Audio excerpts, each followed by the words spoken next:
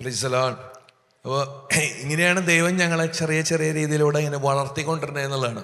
അപ്പോൾ ഇപ്പോൾ ഞങ്ങൾക്ക് തിരിഞ്ഞു നോക്കുമ്പോൾ ഇപ്പോൾ ഞങ്ങൾക്ക് എന്തെങ്കിലും ഞങ്ങളുടെ ജീവിതത്തിൽ എന്തെങ്കിലും ലേറ്റ് ആവുകയോ അല്ലെങ്കിൽ നമുക്ക് എന്തെങ്കിലും പ്രയാസമൊക്കെ ഉണ്ടെങ്കിൽ ദൈവത്തിന് നമ്മളെക്കുറിച്ചുള്ളൊരു പദ്ധതി ഉണ്ടെന്നുള്ള വലിയൊരു ബോധ്യമുണ്ട്. ഇപ്പോൾ നമ്മൾ കുടുംബത്തിലാണെങ്കിൽ ഞാൻ പറഞ്ഞല്ലോ, ഞാൻ ആദ്യം തന്നെ നിങ്ങളോട് ബെയിലെടുത്തതാണ്. നമ്മൾ ഇവിടെ നിൽക്കുന്നത് നമ്മൾ പെർഫെക്റ്റ് ആയതുകൊണ്ടല്ല, നമ്മൾ ഒരിക്കലും പെർഫെക്റ്റ് ആയതുകൊണ്ടല്ല. പക്ഷേ ദൈവം ഞങ്ങൾക്കൊരു കൃപ തരാണ്. ഒരു എന്താ പറയുക, ഈശോ ആഗ്രഹിക്കുന്ന രീതിയിൽ ജീവിക്കാൻ ഞങ്ങളെ ഈശോ പ്രേരിപ്പിക്കുകയാണ്. അപ്പോൾ ഞാൻ വിചാരിക്കുകയാണ്, ഇപ്പോൾ ഞങ്ങൾക്കിപ്പോൾ 6 മക്കൾ കൂടെയുണ്ട്. ഞങ്ങൾ ഈ കുടുംബവുമായിട്ട് മുന്നോട്ട് പോകുമ്പോൾ ഞങ്ങൾ രണ്ടുപേരും ജോലി ചെയ്യാനായിട്ട് പോകുന്നുണ്ട്. പക്ഷേ ഞാൻ വിചാരിക്കുകയാണ്, ദൈവം ഞങ്ങൾ വഴി നടത്തുന്നുണ്ട്. നമ്മൾ ഈ ഒരു കുടുംബത്തിൻ്റെ ഒരു എന്താ പറയുക കാര്യങ്ങളിലൂടെ നമ്മൾ കടന്നു പോകുമ്പോൾ നമുക്കുള്ളൊരു ബോധ്യം എന്ന് പറയുകയാണെന്ന് വെച്ചാൽ, നമ്മുടെ ജീവിതത്തിൽ എന്തെല്ലാം സംഭവിച്ചാലും, ഞാൻ നേരത്തെ ജോസഫിൻ്റെ കാര്യം പറഞ്ഞ പോലെ, ദൈവം അറിയാണ്ട് ഒന്നും സംഭവിക്കണില്ല എന്നുള്ളത്. ദൈവം അറിയാണ്ട് ഒന്നും സംഭവിക്കാനില്ല. നമ്മൾ ആ ഫുൾ ടെൻഷൻ നമ്മൾ പറയണ പോലെ 3 to get married എന്നുള്ള വലിയൊരു ബോധ്യം ഞങ്ങളുടെ ജീവിതത്തിൽ ദൈവം തരികയാണ്. 3 to get married എന്ന് പറഞ്ഞാൽ, ഇപ്പം നമ്മൾ എപ്പോഴും നമ്മൾ പറയണ കേൾക്കണതാണ്, നമുക്ക് എന്തെങ്കിലും ഒരു സാധനം നമ്മൾ മേടിച്ചു, അതിലെന്തെങ്കിലും പ്രയാസം ഉണ്ടെങ്കിൽ, അല്ലെങ്കിൽ എന്തെങ്കിലും ഒരു സാഹചര്യത്തിൽ പ്രയാസം ഉണ്ടെങ്കിൽ നമ്മൾ ആ മാനുഫാക്ചറിൻ്റെ അടുത്ത് തിരിച്ചു പോകണ പോലെ, ഞങ്ങളുടെ ജീവിതത്തിൽ കർത്താവ് ഞങ്ങളുടെ ജീവിതത്തിൽ ഞങ്ങളെ കുടുംബമാക്കി ഒന്നിപ്പിച്ചിട്ടുണ്ടെങ്കിൽ, ഞങ്ങളുടെ കുടുംബത്തിൽ എന്തെങ്കിലും നമുക്ക് പ്രയാസപ്പെടുന്ന സാഹചര്യങ്ങൾ വന്നാലും വന്നില്ലെങ്കിലും ദൈവത്തോടൊരു ആലോചന ചോദിക്കുക. ദൈവം എന്തായാലും അതിനുള്ളൊരു ഉത്തരം നമുക്ക് തരും എന്നുള്ള വലിയൊരു ബോധ്യം കർത്താവ് ഞങ്ങൾക്ക് തരിക. അപ്പോൾ ഞങ്ങളുടെ ആ ഒരു പണ്ട് ഇപ്പോൾ ഞങ്ങളുടെ ജീവിതത്തിലൊക്കെ ചെറിയ എന്തെങ്കിലും നമ്മൾ നടക്കാതെ വരുമ്പോൾ ഉണ്ടായിരുന്ന ചെറിയൊരു ഫ്രസ്ട്രേഷൻസ് ഒക്കെ ഉണ്ടെങ്കിൽ, ആ ഒരു ഫ്രസ്ട്രേഷൻസൊക്കെ പതുക്കെ മാറി, ദൈവമേ നിനക്ക് എന്തോ ഈ ഒരു പരിപാടിനെ കുറിച്ചൊരു പദ്ധതിയുണ്ട്, അപ്പോൾ ആ ഒരു പദ്ധതിയോട് ചേർന്ന് നിൽക്കുക. അപ്പോൾ നമ്മൾ ഈശോനോട് നേരത്തെ മുന്നേ പറഞ്ഞ പോലെ അഡറേഷനിൽ ഇരിക്കുകയോ അല്ലെങ്കിൽ പള്ളിയിൽ പോവുകയോ ബൈബിൾ വായിക്കുകയോ എന്തെങ്കിലും ചെയ്തിട്ട് നമ്മൾ വീണ്ടും ഈശോയിലേക്ക് കണക്റ്റഡ് ആവാനായിട്ട് ശ്രമിക്കുക. ഞാൻ വിചാരിക്കുക, പണ്ടൊക്കെ എനിക്കെപ്പോഴും ഇങ്ങനെ യോഹന്നാൻ പറഞ്ഞത് എൻ്റെ മനസ്സിലുണ്ട്. യോഹന്നാൻ പറയും, യോഹന്നാൻ തന്നെയാണ് പറയണത് അല്ലേ, യോഹന്നാനെയാണ് ഈശോ ഏറ്റവും കൂടുതൽ സ്നേഹിച്ച ശിഷ്യൻ. യോഹന്നാൻ തീർച്ചയായിട്ടും യോഹന്നാനെ തന്നെ ഈശോ സ്നേഹിച്ചിട്ടുണ്ട്. പക്ഷെ ഞാനിങ്ങനെ വിചാരിക്കും, ഈശോ സ്നേഹമായതുകൊണ്ട് ഈശോയ്ക്ക് അങ്ങനെ ഒറ്റയ്ക്ക് യോഹന്നാനെ മാത്രം സ്നേഹിക്കാനായിട്ട് പറ്റില്ല. കാരണം ഈശോ നമ്മളെ സ്നേഹിക്കുന്നുണ്ട്.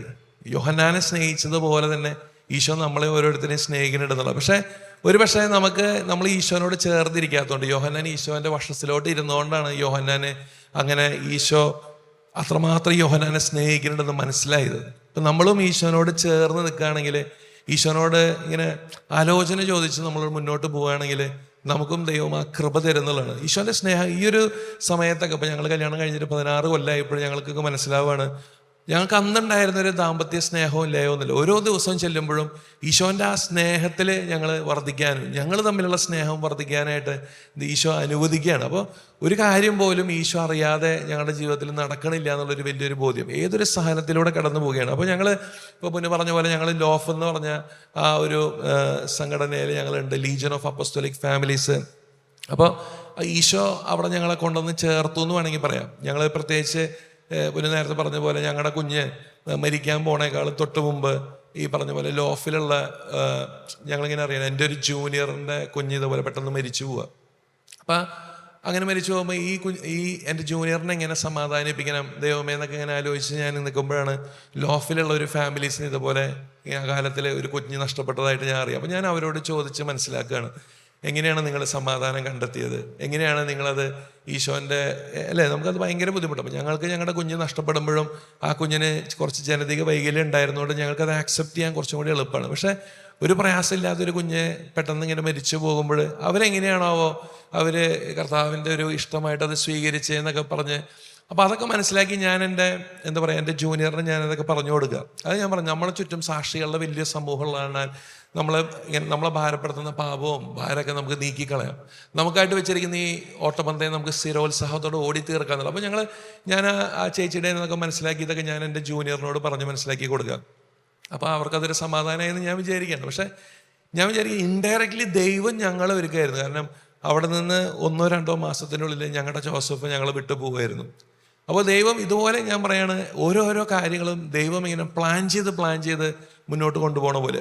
അപ്പോൾ ദൈവം അത്രമാത്രം വിശ്വസ്തനാണ്. എന്ന് പറഞ്ഞാൽ ഓരോ നിമിഷവും ഇങ്ങനെ നേരത്തെ പൊന്നു പറഞ്ഞു വെച്ച പോലെ, ഇപ്പോൾ പൊന്നുവിൻ്റെ PG കഴിഞ്ഞ വഴിക്ക് പൊന്നിന് ജോലി കിട്ടി. ഇപ്പം എൻ്റെ ജീവിതത്തിലും അങ്ങനെയാണ്. ഇപ്പം എൻ്റെ ഒരു എന്താ പറയുക, ഓരോരോ എനിക്ക് എന്തെങ്കിലും ഒരു പരിപാടിക്ക് പങ്കെടുക്കുക അല്ലെങ്കിൽ ഇതുപോലത്തെ ഇന്നത്തെ ഒരു പ്രോഗ്രാമിന് വരണം എന്നൊക്കെ വിചാരിച്ചു കഴിഞ്ഞാൽ എൻ്റെ ലീവും കാര്യങ്ങളൊക്കെ ദൈവം നേരത്തെ ക്രമീകരിക്കപ്പെടണം. എനിക്ക് പോലും അറിയാനുണ്ടാവില്ല അന്നത്തെ ദിവസം വേറെ എന്തെങ്കിലും ഞാൻ പോകേണ്ടതോ അല്ലെങ്കിൽ ഞാൻ ചെല്ലേണ്ടതായിട്ടുണ്ടാകും. പക്ഷെ ദൈവം മുൻകൂട്ടി കണ്ട് ദൈവം അത് ക്രമീകരിക്കുന്നത് പോലെയാണ്.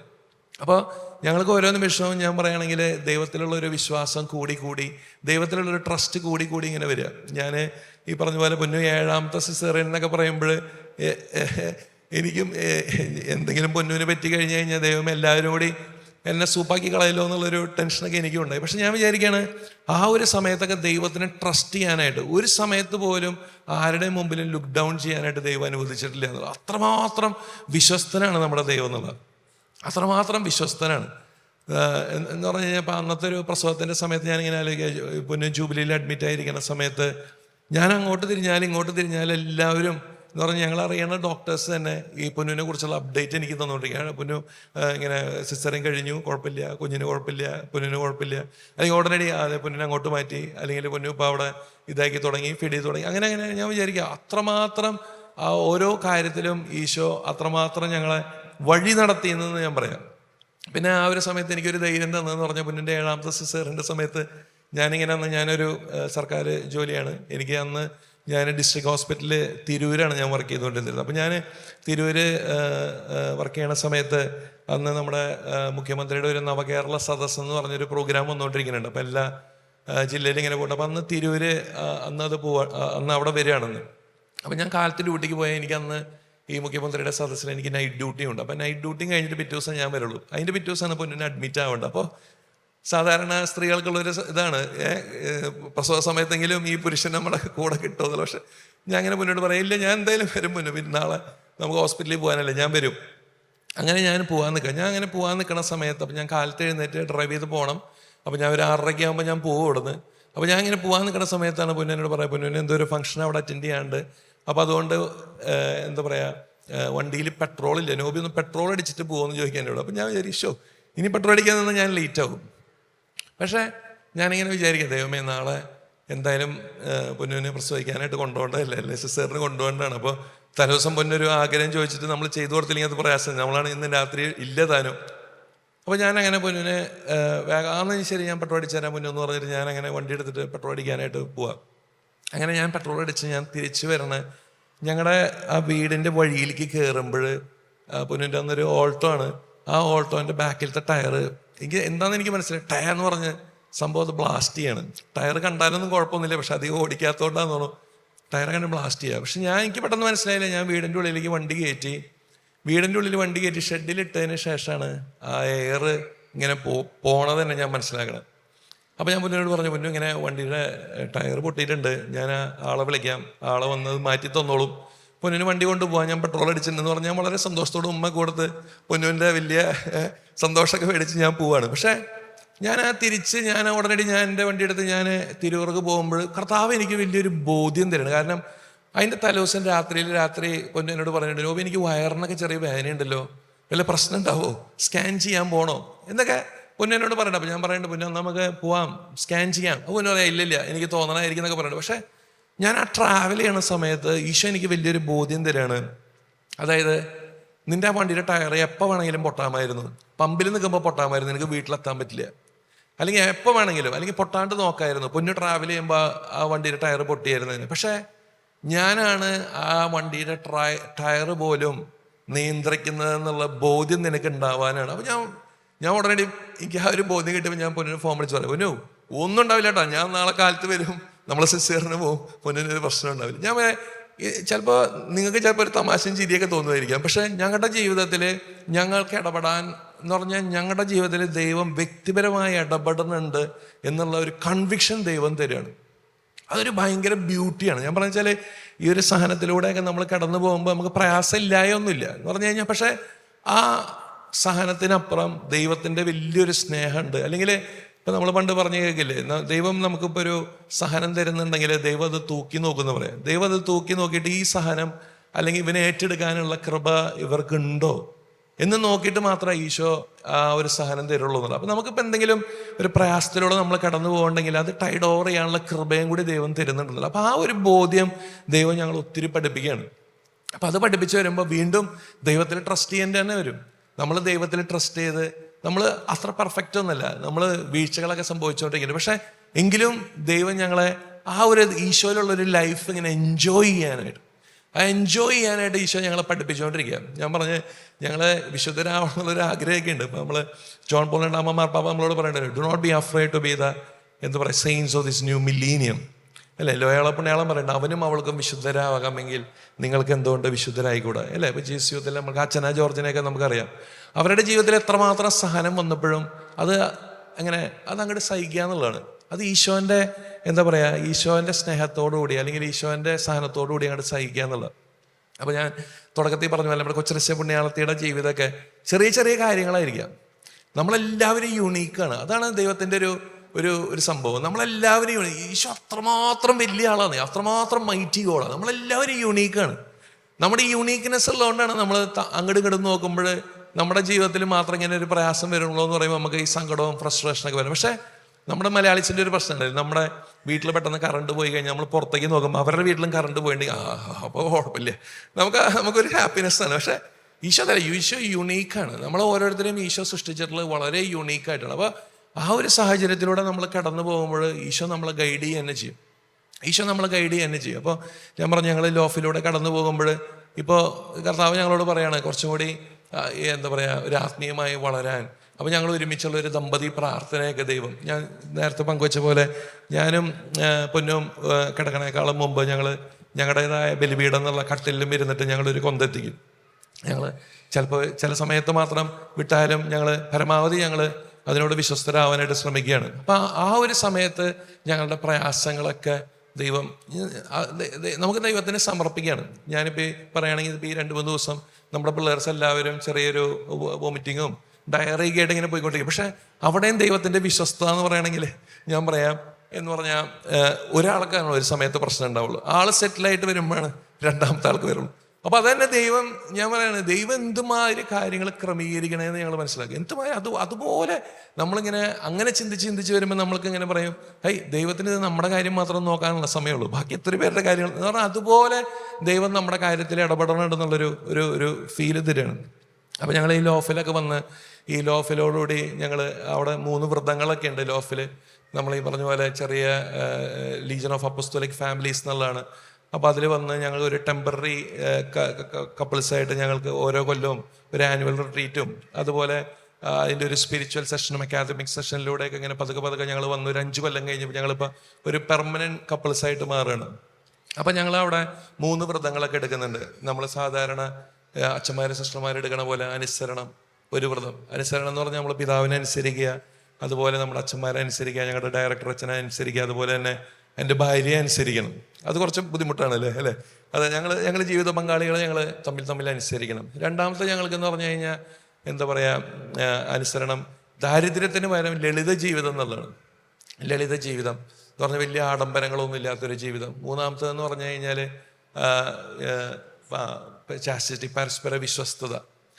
അപ്പോൾ ഈ ഒരു 3 ഇതുകളൊക്കെ എടുത്ത് ഞങ്ങളിങ്ങനെ മുന്നോട്ട് പോയിക്കൊണ്ടിരിക്കുക. പക്ഷേ ഞാൻ പറയാണ്, ആ ഓരോ സമയത്ത് കടന്നു പോകുമ്പോഴും ദൈവം ഞങ്ങൾ വളർത്തുകയാണ്. ഓരോ കാര്യങ്ങളിലൂടെ ദൈവം, ഇപ്പം ഞങ്ങൾ വചനത്തിലൂടെ പോകുമ്പോൾ ഞങ്ങൾക്ക് ദൈവം ഒരു വചനം തരണം. അപ്പം ഞങ്ങളുടെ ലോഫിലുണ്ട്, നമുക്കെല്ലാവർക്കും ഒരു വചനം വേണം, നമ്മുടെ ഫാമിലിക്ക് ഒരു വചനം വരണം. അപ്പോൾ ഞങ്ങളുടെ ഫാമിലിക്ക് ദൈവം തന്നൊരു വചനമാണ് 1 തെസ്സലോനിയ 5, 16, 17, 18. എപ്പോഴും സന്തോഷത്തോടെ ഇരിക്കുവാൻ, ഇടപെടാതെ പ്രാർത്ഥിക്കുവാൻ, എല്ലാ കാര്യങ്ങളും നന്ദി പ്രകാശിപ്പിക്കുവാൻ. അപ്പം ഞങ്ങളുടെ മക്കളെയും അതൊക്കെ പഠിപ്പിച്ച് ഞങ്ങൾ അതിനുള്ളൊരു തയ്യാറെടുപ്പിലാണ്. അപ്പോൾ ഈശോനോട് ചേർന്ന് നിൽക്കുക, എപ്പോഴും സന്തോഷത്തോടെ ഇരിക്കുക. ഞാൻ പറയപ്പോൾ നമ്മൾ ഈ സഹനത്തിലൂടെയൊക്കെ കടന്നു പോകുമ്പോഴും ഈശോ ആഗ്രഹിക്കണം എന്താ വെച്ചാൽ ഈശോൻ്റെ മക്കളെപ്പോഴും സന്തോഷത്തോടെ ഇരിക്കണം എന്നുള്ളതാണ് ഈശോ ആഗ്രഹിക്കുന്നത്. ഞാൻ പറഞ്ഞില്ലേ, എപ്പോഴും നമ്മുടെ ജീവിതം ബെഡ് ഓഫ് റോസസ് പോലെയൊന്നുമല്ല, അങ്ങനെയല്ല. പക്ഷേ നമുക്കിപ്പോൾ റോമൻസ് 5:5 പറയുന്ന പോലെ പ്രത്യാശ നമ്മളെ നിരാശരാകുന്നില്ല. ഈശോ നമ്മുടെ കൂടെയുണ്ട്. നമുക്ക് നൽകപ്പെട്ടിരിക്കുന്ന പരിശുദ്ധാത്മാവിലൂടെ ദൈവത്തിൻ്റെ സ്നേഹം നമ്മുടെ ഹൃദയങ്ങളിലേക്ക് ചൊരിയപ്പെട്ടിരിക്കണമെന്നുള്ളതാണ്. ഇപ്പോൾ പരിശുദ്ധാത്മാവിനെ നമ്മൾ വിളിച്ചു കഴിഞ്ഞാൽ നമ്മൾ എന്തെല്ലാം പ്രയാസത്തിലൂടെ കടന്നു പോകുകയാണെങ്കിലും ഞാൻ വിചാരിക്കുക, നമ്മൾ പ്രയാസത്തിലൂടെ കടന്നു പോകുമ്പോൾ ഇപ്പോൾ നമ്മുടെ പാരൻറ്റിങ്ങിൻ്റെ പ്രയാസങ്ങളായിരിക്കാം. ഞാൻ പറഞ്ഞല്ലോ, ഞങ്ങൾ പെർഫെക്റ്റ് ഒന്നുമല്ല, ഇല്ലെങ്കിൽ ഞങ്ങൾ തമ്മിൽ വഴക്കൂടില്ല എന്നൊന്നും നിങ്ങൾ വിചാരിക്കേണ്ട. പക്ഷെ അങ്ങനത്തെ എന്തെങ്കിലും പ്രയാസം വരുമ്പോൾ നമ്മൾ ഡിപ്രഷനിലൊന്നും പോകാനായിട്ട് ഈ പരിശുദ്ധാത്മാവ് അനുവദിക്കില്ല എന്നുള്ളത്. അതാണ് അതിൻ്റെ ഒരു വലിയ ബ്യൂട്ടി. നമുക്ക് നൽകപ്പെട്ടിരിക്കുന്ന പരിശുദ്ധാത്മാവിലൂടെ ദൈവത്തിൻ്റെ സ്നേഹം നമ്മുടെ ഹൃദയങ്ങളിലേക്ക് ചൊരിയപ്പെട്ടിരിക്കുന്നു. നമ്മൾ എന്തെങ്കിലും ഉള്ളുവലിഞ്ഞ് നമ്മൾ മാറി നിൽക്കാനായിട്ട് ശ്രമിക്കുമ്പോൾ ഈശോ പറയാം, മോനെ എടാ നീ യുണീക്കാടാ, നിന്നിതിനു വേണ്ടിയല്ലല്ലോ ഞാൻ സൃഷ്ടിച്ചത്. അപ്പോൾ നമ്മൾ തോറ്റുപോയെങ്കിൽ അല്ലെങ്കിൽ നമ്മൾ എവിടെയെങ്കിലും നീ ഇതിനു വേണ്ടിയല്ലല്ലോ മോനെ സൃഷ്ടിക്കപ്പെട്ടത്. നിങ്ങൾ എന്താ പറയുക, നല്ലൊരു കുടുംബമായിട്ട് വളർന്ന് അല്ലേ, നിങ്ങൾ അനേകം മക്കൾക്ക് സാക്ഷികളായി വളർന്ന് നിങ്ങൾ കയറി വരാനല്ലേ. ഈ ഒരു ചെറിയൊരു പരാജയമോ അല്ലെങ്കിൽ ഈ ഒരു തോൽവിയോ ഒന്നുമല്ല. നീ ദൈവത്തിൻ്റെ മകനാണ്, നീ ദൈവത്തിൻ്റെ മകളാണ്. ആ ഒരു ബോധ്യം വരുമ്പോൾ നമ്മൾ വീണ്ടും തള്ളി കയറി വരുന്നതാണ്. അപ്പം എത്രമാത്രം നമ്മൾ എന്താ പറയുക ഡിപ്രഷനിലേക്കൊന്നും പോകാനുള്ള സാഹചര്യങ്ങൾ നമ്മുടെ ജീവിതത്തിൽ ഉണ്ടായാലും ഈശോ നമ്മളെ പരിശുദ്ധാത്മാവിൻ്റെ സ്നേഹത്താൽ ഈശോ അങ്ങോട്ട് തള്ളിക്കയറ്റി കൊണ്ടുവരും. അപ്പോൾ ഞങ്ങൾ വീണ്ടും ഈ പറഞ്ഞതുപോലെ ഈശോനോട് കൂടി ഇരിക്കുക, എപ്പോഴും സന്തോഷത്തോടെ ഇരിക്കാനായിട്ട്. നമ്മുടെ ജോബിൻ്റെ ജീവിതത്തിലൊക്കെ നമ്മൾ ഇങ്ങനെ വിചാരിക്കില്ലേ, ജോബിന് എന്തെല്ലാം നഷ്ടങ്ങൾ ഉണ്ടായത്, പക്ഷേ ജോബിൻ്റെ ജീവിതം പഴയതിനേക്കാൾ സുന്ദരമാക്കി ദൈവം ഉയർത്തി എന്നുള്ളതാണ്. അതായത് 7000 ആടുകളുണ്ടെങ്കിൽ അത് 14,000 ആടുകളാക്കി, 3000 ഒട്ടകം ഉണ്ടെങ്കിൽ 6000, അതുപോലെ ഡബിളാക്കി കൊടുക്കുകയാണ്. 7 മക്കളുണ്ടായിരുന്ന ആ 7 മക്കളും തന്നെ ഈശോ കൊടുക്കണം. അപ്പോൾ നമ്മുടെ ജീവിതത്തിൽ സഹനം വരുമ്പോഴും ഞങ്ങളുടെ ജീവിതത്തിൽ ദൈവം പഠിപ്പിച്ച് എന്താണെന്ന് വെച്ചാൽ, ഞാൻ വിശുദ്ധനായിരിക്കുന്ന പോലെ നിങ്ങളും വിശുദ്ധരാകാൻ. 1 പത്രോസ് 4:12-14 ഇങ്ങനെ പറയും, പ്രിയപ്പെട്ടവരെ, നിങ്ങളെ പരിശോധിക്കാനായിട്ട് അഗ്നിപരീക്ഷകൾ ഉണ്ടാകുമ്പോൾ അപ്രത്യക്ഷിതമായതെന്തോ സംഭവിച്ചാൽ എന്ന പോലെ പരിഭ്രമിക്കരുത്. നമ്മൾ പരിഭ്രമിക്കരുത്. കാരണം ദൈവം അറിയാണ്ട് എൻ്റെ ജീവിതത്തിൽ അല്ലെങ്കിൽ ഞങ്ങളുടെ ജീവിതത്തിൽ ഞങ്ങളുടെ കുടുംബത്തിൽ ഒന്നും സംഭവിക്കില്ല. ആ വലിയൊരു ബോധ്യം, ആ ഒരു സംഭവം ഉണ്ടെങ്കിൽ ഇങ്ങനെ പറയാണ്, പൗലോസ് പറയാണ്, ക്രിസ്തുവിൻ്റെ പീഡകളിൽ നിങ്ങൾ പങ്കുകാരാകുന്നതിൽ ആഹ്ലാദിക്കുവേൻ, അവൻ്റെ മഹത്വം വെളിപ്പെടുമ്പോൾ നിങ്ങൾ അത്യധികം ആഹ്ലാദിക്കും. പത്രോസിലേ അത് പറഞ്ഞു വയ്ക്കുക, 1 പത്രോസ് 4:12-14. അപ്പോൾ എന്തെല്ലാം സഹനങ്ങളിലൂടെ കടന്നു പോകുമ്പോഴും നമ്മുടെയൊക്കെ കൊച്ചു കൊച്ചു സഹനങ്ങളായിരിക്കും. ഇപ്പം നമ്മൾ വിചാരിക്കും ഇപ്പം മറ്റവർക്കൊന്നും നമ്മൾ പ്രാർത്ഥിക്കുന്നതുകൊണ്ടാണോ നമുക്ക് ഇത്രയധികം സഹനങ്ങൾ? ഇല്ല, മറ്റെല്ലാവർക്കും ഈശോ അവരുടേതായ രീതിയിൽ സഹനങ്ങൾ കൊടുക്കുന്നുണ്ട്. പക്ഷേ അവർ പുറത്ത് കാണിക്കുന്നുണ്ടാകില്ല, അല്ലെങ്കിൽ അവർ ഈശോനോട് ചേർന്ന് സഹിക്കുന്നുണ്ടാവും. അല്ലെങ്കിൽ നമുക്ക് ബുദ്ധിമുട്ടുള്ള പോലെ അല്ലായിരിക്കും അവരുടെ ചെറിയ ചെറിയ സാധനങ്ങൾ. അപ്പോൾ എല്ലാവർക്കും വ്യത്യസ്തമായിട്ടാണ് ഈശോ തരിക. അപ്പോൾ അത് എപ്പോഴും സന്തോഷത്തോടെ ഇരിക്കാനായിട്ടുള്ള നമ്മുടെ കാഴ്ചപ്പാടുകൾ മാറ്റാനായിട്ട് ഈശോ ഞങ്ങളോട് പറയാം. പിന്നെ ഒരു വേറെ സാധനം എന്ന് പറയുകയാണെങ്കിൽ, ഞാൻ പറഞ്ഞില്ലേ, ഇപ്പം ഞങ്ങൾക്ക് 6 മക്കളുണ്ട്. ഈ 6 മക്കളെ ഞങ്ങൾക്ക് സ്നേഹിച്ച് തീരണില്ല എന്നുള്ളത്. അപ്പം ഞങ്ങളിങ്ങനെ വിചാരിക്കും, ചെറിയ 1-2 പിള്ളേരൊക്കെയാണെന്ന് വെച്ചാൽ ഒരാൾ ഒരു മടിയിലിരുത്തി മറ്റാൾ 2ാമത്തെ മടിയിലിരുത്തി ഞാൻ സെറ്റിലായി. പക്ഷെ 6 പേരുണ്ടാകുമ്പോൾ മൂത്താൾ 10ലാണ്, ബാക്കിയെല്ലാം 4ാം class, 2ാം class, LKG, UKG, pre-KG അങ്ങനെയാണ്. അപ്പം അങ്ങനെ വരുമ്പോൾ ഇവരെ സ്നേഹം കൊടുത്ത് അങ്ങോട്ട് തീരുന്നില്ല. പക്ഷേ ഞങ്ങളപ്പോൾ കണ്ടെത്തണമെന്ന് പറഞ്ഞു കഴിഞ്ഞാൽ ഈശോൻ്റെ അടുത്തേക്ക് കൊണ്ടുപോകാന്നുള്ളതാണ്. ഈശോ സ്നേഹമല്ലേ, ഈശോൻ്റെ അടുത്തേക്ക് കൊണ്ടുപോകുന്നത്. അപ്പോൾ ഈശോ അതെന്താ പറയുക, ഈശോ അത് നമ്മളെ വഴി നടത്തുന്നുള്ളതാണ്. പിന്നെ ഞങ്ങളിപ്പോൾ നമുക്കറിയാം, നമ്മൾ ഓരോരുത്തരും നമ്മളൊരു ഗാർഹിക സഭയാണ് അല്ലേ. നമ്മൾ ഓരോ ചെറിയ ചെറിയ കുടുംബങ്ങളുണ്ടെങ്കിലും ഈശോ അങ്ങനെ പറയണത്, നിങ്ങളുടെ എന്താ പറയുക, നിങ്ങളുടെ നല്ല സ്വഭാവം കണ്ടിട്ട് മറ്റുള്ളവർ എൻ്റെ പിതാവിനെ മഹത്വപ്പെടുത്തുന്നതിന് വേണ്ടി നിങ്ങളുടെ ജീവിതം മറ്റുള്ളവരുടെ മുമ്പിൽ പ്രകാശിക്കട്ടെ എന്നുള്ളതാണ് മത്തായി 5 പറയുന്നത്. അപ്പോൾ അതുപോലെ ആയി തീരാനായിട്ട്. പക്ഷെ ഞാൻ പറഞ്ഞല്ലോ, ഞങ്ങൾ അത്ര പെർഫെക്റ്റ് ഒന്നുമല്ല. അപ്പോൾ ഞങ്ങൾ ഈ ലോഫുമായി ബന്ധപ്പെട്ടിട്ട് അക്കാദമിക് സെഷനിലൊക്കെ പോകുമ്പോൾ ഞങ്ങളെ ചലഞ്ച് ചെയ്തിട്ടുള്ള CCCയിലൊരു ഭാഗമുണ്ട്. CCCയിലൊരു ഭാഗം 1657 ഇങ്ങനെയാണ് പറയുക, ഇവിടെ കുദാശകളുടെ സ്വീകരണം, പ്രാർത്ഥന, കൃതജ്ഞതാ പ്രകാശനം, വിശുദ്ധ ജീവിത സാക്ഷ്യം, ആത്മത്യാഗം, പരസ്നേഹ പ്രവർത്തനം എന്നിവ വഴി കുടുംബത്തിലെ പിതാവും മാതാവും മക്കളും മറ്റെല്ലാ അംഗങ്ങളും മാമോദീസ പൗരോഹിത്യം പ്രശ്നമായി അനുഷ്ഠിക്കുന്നു എന്നുള്ളത്. അപ്പോൾ നമ്മുടെയൊക്കെ കുടുംബത്തിൽ ഇപ്പം ഞാൻ പറഞ്ഞ പോലെ എപ്പോഴും സന്തോഷത്തോടെ ഇരിക്കുക, ഇടപെടാതെ പ്രാർത്ഥിക്കുക, എല്ലാ കാര്യങ്ങളും നന്ദി പ്രകാശിക്കും, ഇതന്നെ ഇവിടെ പറയണേ. പക്ഷേ നമ്മൾ സഭയില്ലാതെ അല്ലെങ്കിൽ നമ്മുടെ കുദാശകളുടെ സ്വീകരണം ഇല്ലാതെ നമുക്ക് മുന്നോട്ട് പോകാൻ പറ്റില്ല. അപ്പോൾ ഇവിടെ കുദാശകളുടെ സ്വീകരണം വേണം. അപ്പോൾ നമ്മളൊരു കുടുംബവുമായിട്ട് നമ്മൾ മുന്നോട്ട് പോകുമ്പോൾ നമ്മുടെ കുദാശകൾ സ്വീകരിക്കാനായിട്ട് നമ്മൾ പരമാവധി ഞങ്ങൾ എല്ലാ ദിവസവും പള്ളിയിൽ പോകാനായിട്ട് ഞങ്ങൾ ശ്രമിക്കുന്നുണ്ട്. ദൈവം അതിനുള്ള അവസരങ്ങൾ ഒരുക്കി തരുന്നുണ്ട്. ഞാനിപ്പോൾ പെരിന്തൽമണ്ണയിൽ ഞാൻ ജോലിക്ക്, ഞാൻ പെരിന്തൽമണ്ണയിൽ ഡിസ്ട്രിക്ട് ഹോസ്പിറ്റലിലാണ് ഞാൻ വർക്ക് ചെയ്യുന്നത്. പക്ഷെ അവിടെ നിന്ന് വന്നിട്ടും ഞങ്ങൾക്ക് വൈകുന്നേരം കുർബാനയ്ക്ക് പോകാനായിട്ടുള്ള ദൈവം അതിനുള്ള സാഹചര്യം. അപ്പോൾ നമ്മുടെ മനസ്സിൽ ദൈവത്തെ സ്നേഹിക്കാനും ദൈവത്തിൻ്റെ കാര്യങ്ങൾ ചെയ്യാനായിട്ട് നമുക്കൊരു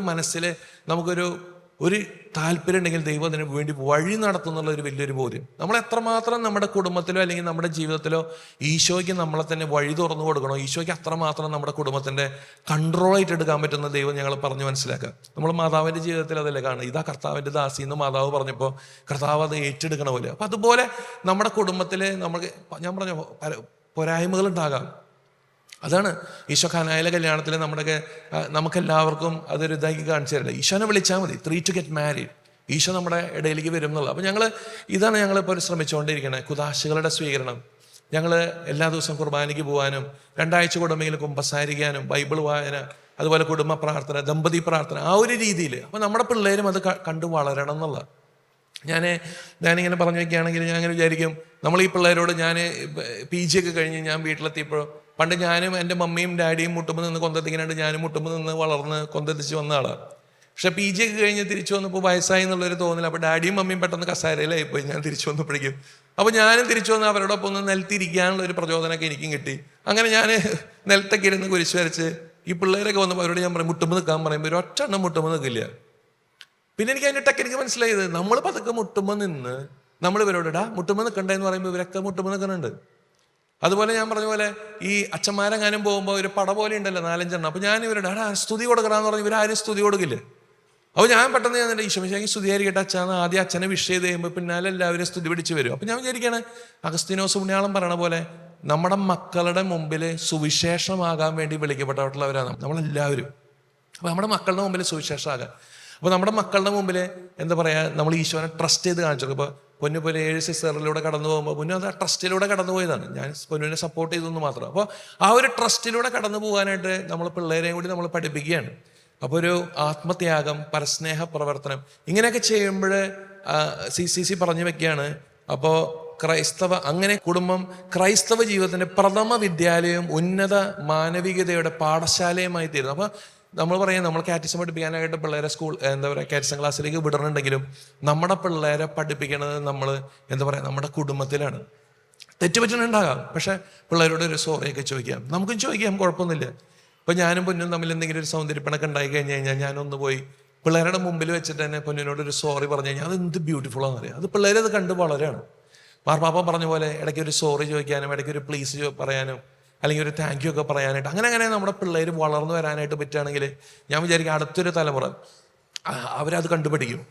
ഞാൻ ഇപ്പോൾ ഒരു ദൈവവിളി എന്ന് പറയുമ്പോൾ നമ്മൾ അച്ഛനും കന്യാസ്ത്രീ ആവാൻ വേണ്ടി മാത്രമല്ല, നമ്മുടെ പിള്ളേരെ ഇപ്പോൾ പലരും എനിക്ക് കല്യാണം വേണ്ട എന്ന് പറഞ്ഞിരിക്കുന്ന ഒരു സമയത്ത് നമ്മുടെ ദമ്പതികൾ അല്ലെങ്കിൽ നമ്മുടെ സ്നേഹം കണ്ടിട്ട് നമ്മുടെ പിള്ളേർ അപ്പം എനിക്ക് കല്യാണം കഴിക്കണം എന്ന് പറഞ്ഞു കഴിഞ്ഞാൽ നമ്മളത് ചെയ്യാനായിട്ട് നമ്മൾ എന്താ പറയുക, നമ്മൾ അവരുടെ മുമ്പിലൊരു എന്താ പറയുക ഒരു സുവിശേഷമായി മാറാന്നുള്ളതാണ്. അപ്പോൾ CCC ഇങ്ങനെ പറഞ്ഞു വെക്കുകയാണ്, ഞാനിപ്പോൾ സ്ട്രഗിൾ ചെയ്യുന്ന ഒരു കാര്യമാണ്, അത് ഞാൻ ഇങ്ങനെ പറയാണ്, ഇങ്ങനെ ഉന്നത മാനവികതയുടെ പാഠശാലയായി മാറുകയാണ്.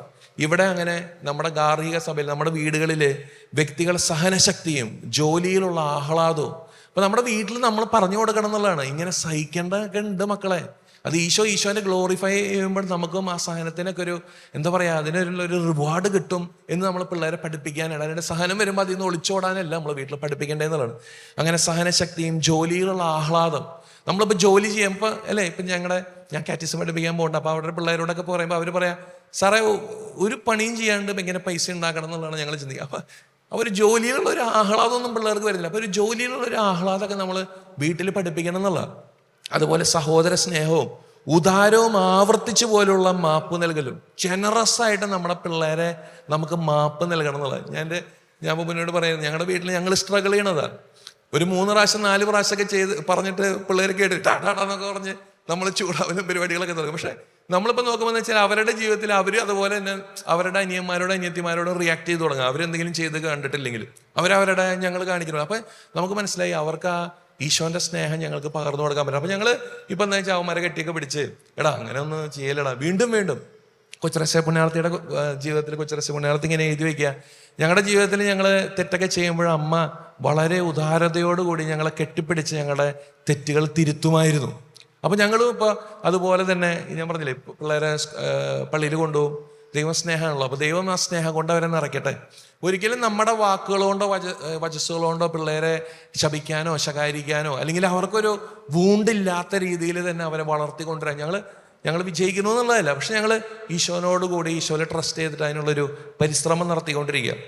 അങ്ങനെ ആവർത്തിച്ചു പോലുള്ള മാപ്പ് നൽകലും സർവോപരി പ്രാർത്ഥനയിലൂടെയും ജീവിത സമർപ്പണത്തിലൂടെയുമുള്ള ദൈവ ആരാധനയും പരിശീലിപ്പിക്കുന്നു. അപ്പോൾ പ്രാർത്ഥന മാത്രമല്ല, നമ്മുടെ ജീവിത സമർപ്പണം, ഈശോയ്ക്ക് വേണ്ടി നമ്മുടെ ജീവിതം സമർപ്പിക്കുകയാണ്. നമ്മളതുപോലെ ഈശോയ്ക്ക് വേണ്ടി ജീവിതം സമർപ്പിക്കുക, അല്ലെങ്കിൽ നമ്മുടെ മക്കൾക്ക് വേണ്ടി ജീവിതം സമർപ്പിക്കുക എന്ന് പറഞ്ഞാൽ ഈശോയെ പ്രതി അല്ലേ. നമ്മുടെയൊക്കെ കുടുംബജീവിതം അല്ലെങ്കിൽ നമ്മുടെയൊക്കെ ജീവിതം ധന്യമാകേണ്ടത് സമ്പത്തിലല്ല, ഈശോയ്ക്ക് വേണ്ടിയിട്ടോ അല്ലെങ്കിൽ നമ്മുടെ കുടുംബത്തിന് വേണ്ടിയിട്ടോ നമ്മൾ അലിഞ്ഞില്ലാതെ ആകുമ്പോഴാണ് ഈശോ അതാ പറയണത്, ഞാൻ നിങ്ങളെ സ്നേഹിച്ചതുപോലെ നിങ്ങൾ പരസ്പരം സ്നേഹിക്കുകയും. അപ്പോൾ ഞങ്ങളുടെ ജീവിതത്തിൽ നിന്ന് ഞങ്ങൾക്ക് നിങ്ങളോട് പറയാനുള്ളത് ഇത്രയേ ഉള്ളൂ. എന്തെല്ലാം സഹനങ്ങളിലൂടെ നമ്മൾ കടന്നു പോകേണ്ട സാഹചര്യം വന്നാലും നമ്മൾ ഈശോയെ ട്രസ്റ്റ് ചെയ്ത് നിൽക്കുക എന്നുള്ളതാണ്. ഈശോ നമ്മളറിയാണ്ട് അല്ലെങ്കിൽ ഈശോ അറിയാണ്ട് ഈശോ ഒന്നും നമ്മുടെ ജീവിതത്തിൽ തരില്ല. എപ്പോഴും ട്രസ്റ്റ് ചെയ്യുക, ഈശോയോട് പ്രാർത്ഥിക്കുക, എല്ലാ കാര്യങ്ങളിലും നന്ദി പ്രകാശിപ്പിക്കാനായിട്ട് ശ്രമിക്കുക. ഞാനിപ്പോൾ ഇന്നിവിടെ നിൽക്കുന്നുണ്ടെങ്കിലൊക്കെ നമ്മുടെയൊക്കെ വിചാരം എന്ന് പറഞ്ഞാൽ നമ്മൾ എല്ലാം ടേക്കൺ ഇറ്റ് ഫോർ ഗ്രാൻറ്റഡ് ആണ് അല്ലേ. ഞാൻ കാലത്ത് എഴുന്നേറ്റ് ഞാൻ പല്ലേച്ചു, ഞാൻ പോകുന്നു, ഞാൻ ഡ്രസ്സ് മാറി, ഞാൻ വണ്ടി ഓടിച്ച് ഇവിടെ എത്തി. പക്ഷേ ഈശോ ഒന്ന് വിചാരിച്ചില്ലെങ്കിൽ നമ്മളിവിടെ ഇല്ല. നമ്മളോടൊപ്പം ഇന്നലെ കിടന്നുറങ്ങിയ ഒത്തിരി പേര് ഇന്നില്ല. ഒത്തിരി പേർക്ക് ഇന്ന് കൈവന്തിക്കാൻ പറ്റിയിട്ടില്ല. ഒത്തിരി പേർക്ക് ഇന്ന് ശൂശു പൊള്ളാൻ പറ്റിയിട്ടില്ല. ഒത്തിരി പ്രയാസങ്ങളിലൂടെ ഒത്തിരി പേര് ഇന്ന് കടന്നു പോയിട്ടുണ്ട്. പക്ഷേ ദൈവം നമ്മളെ അറിയുന്നു. അപ്പോൾ നമ്മൾ ഈ ഒരു നിസ്സാര കാര്യത്തിന് വരും. അതാണ് ഞങ്ങളുടെ ജീവിതത്തിൽ വീണ്ടും ദൈവം പഠിപ്പിച്ച ഒരു സാധനം. ചെറിയ ചെറിയ കാര്യങ്ങൾ നമ്മുടെ ജീവിതത്തിൽ ഉണ്ടാകുമ്പോഴും അതിനൊന്ന് ഈശോയ്ക്ക് ഒരു നന്ദി പറയാൻ തുടങ്ങും. അപ്പോഴാണ് ഞാൻ പറയണ ഈ എന്താ പറയുക, യോഹന്നാൻ സ്ലീഹയ്ക്ക് ഈശോനെ അനുഭവിക്കാൻ പറ്റിയ പോലെ ഈശോ ഓരോ കാര്യങ്ങളിലും ഈശോ നമ്മുടെ ജീവിതത്തിൽ ഇടപെടണുണ്ടെന്നുള്ള വലിയൊരു ബോധ്യം ഈശോ നമുക്ക് തരും. ഈശോ ഒത്തിരി ബോധ്യം തരും. നമ്മൾ വിചാരിക്കും ഈശോ അതെങ്ങനെ നമ്മളോട് സംസാരിക്കണേ. അല്ലല്ല, ഈശോ നമ്മളോട് സംസാരിക്കുന്നുണ്ട്, പല പല കാര്യങ്ങളിലൂടെ സംസാരിക്കുന്നുണ്ട്. ഞാൻ വേറൊരു ഇൻസിഡൻറ്റ് കൂടി പറഞ്ഞ് ഞാൻ നിർത്താം.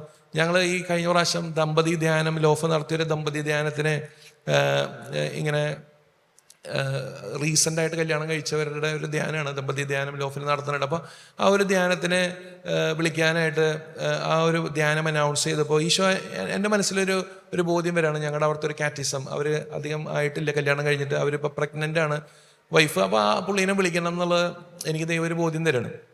അങ്ങനെ ഞാൻ ആ പുള്ളീനെ വിളിക്കാനായിട്ട് ഞാൻ ചെന്നപ്പോൾ പുള്ളി ഇംഗ്ലണ്ടിൽ ഈ ദിവസങ്ങളിൽ പോകണ കാര്യം പറഞ്ഞുകൊണ്ടിരിക്കുക.